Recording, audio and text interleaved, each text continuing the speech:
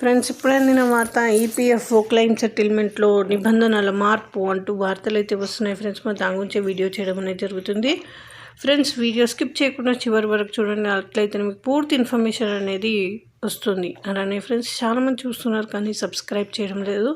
Subscribe చేయడంతో నేను చేసే ప్రతి ఒక్క ఇన్ఫర్మేషన్ అనేది మీకు నోటిఫికేషన్ రూపంలో వస్తుంది. అలానే లైక్ చేయండి ఫ్రెండ్స్. లైక్ చేయడంతో నేను చేసే వీడియోలు మాకు ఒక చిన్న సపోర్ట్ లాగా లభిస్తుంది. ఇంకా వివరాల్లోకి వెళ్ళిపోదాం.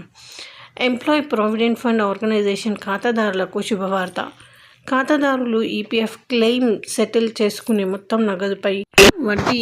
ఈపీఎఫ్ క్లెయిమ్ సెటిల్ చేసుకునే సమయంపై ఈపీఎఫ్ఓ కీలక ప్రకటన చేసింది. కేంద్ర కార్మిక ఉపాధి మంత్రిత్వ శాఖ నేతృత్వంలో ఈపీఎఫ్ఓ కార్యకలాపాలను నిర్వహించే సెంట్రల్ బోర్డ్ ఆఫ్ ట్రస్ట్ పాలక మండలి సమావేశం ఈ ఏడాది నవంబర్ 30న సమావేశం జరిగింది.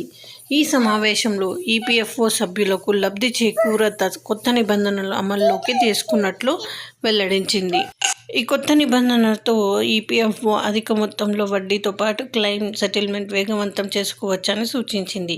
ఈపీఎఫ్ఓలో కొత్త నిబంధనలు. ఈపీఎఫ్ఓ ప్రకటన ప్రకారం సిబిటి ఈపీఎఫ్ స్కీమ్ 1952లోని పేరా 62బిలోని నిబంధనలను సవరణకు ఆమోదించింది. దీంతో ఈపీఎఫ్ఓ ఖాతాదారులు తమ ఈపీఎఫ్ క్లెయిమ్ సెటిల్ అయ్యిందో ఆ తేదీ వరకు వడ్డీని పొందవచ్చు.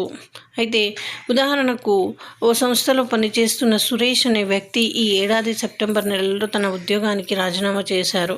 రాజీనామా చేసిన 2 నెలల తర్వాత అంటే డిసెంబర్ నెలలో తన పీఎఫ్ క్లెయిమ్ సెటిల్ చేసుకున్నారు. పీఎఫ్ క్లెయిమ్ సెటిల్ చేసిన మొత్తం డిసెంబర్ 20న అకౌంట్లో జమ అయిందని మెసేజ్ వచ్చింది.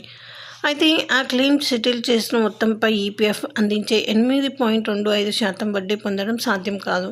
నవంబర్ నెల వరకు మాత్రమే సెటిల్మెంట్ పై వడ్డీ వర్తిస్తుందని, డిసెంబర్ 1 నుంచి 20 వరకు ఈపీఎఫ్ సెటిల్ పై వడ్డీ కోల్పోయే పరిస్థితి ఉంది.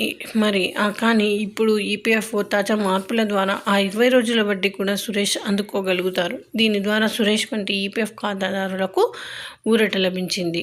దీంతో పాటు ఓ ఉద్యోగి తన సంస్థకు రాజీనామా చేసిన 2 నెలల తర్వాత 3వ నెలలో 24వ తేదీలోపు ఈపీఎఫ్ఓ క్లెయిమ్ సెటిల్మెంట్ చేసుకోవాలి. ఆ తర్వాత క్లెయిమ్ ప్రాసెస్ జరగదు. 25వ తేదీన నుంచి నెల చివరి వరకు వడ్డీ నష్టపోవడం అలాగే క్లెయిమ్ సెటిల్ చేసుకోవడానికి ఎక్కువ సమయం పట్టేది. అయితే ఇప్పుడు 25వ తేదీ తర్వాత కూడా క్లెయిమ్ సెటిల్ ప్రాసెస్ జరిగేలా ఈపీఎఫ్ఓ నిర్ణయం తీసుకుంది. సో ఇది ఫ్రెండ్స్, ఈ విధంగా వార్తలు అయితే వస్తున్నాయి. మరి థ్యాంక్స్ ఫర్